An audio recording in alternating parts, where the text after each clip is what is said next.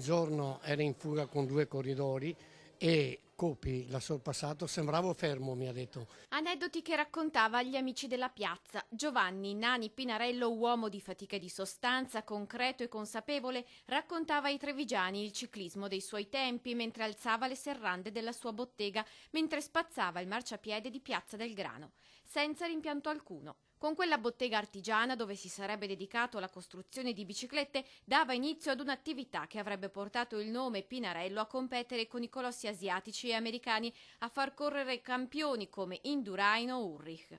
La sua carriera da ciclista del dopoguerra invece terminava nel 1953, dopo alcune vittorie, fra tutte una tappa al Giro delle Dolomiti nel 1948 e la Coppa Barbieri nel 1950. Ma lui amava ricordare questa maglia nera al Giro d'Italia del 1951 ed ecco come terminava quell'aneddoto.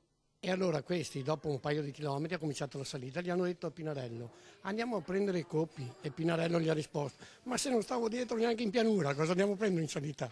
Oggi Pinarello, con la stessa consapevolezza delle proprie forze e la stessa fiducia del patron, guardano al futuro attraverso i 7 nipoti e i pronipoti. I tre ragazzi qui che stanno diventando grandi sono un simbolo di questa famiglia che spero continui per molti anni ad essere presente qui a Treviso, questa nostra città.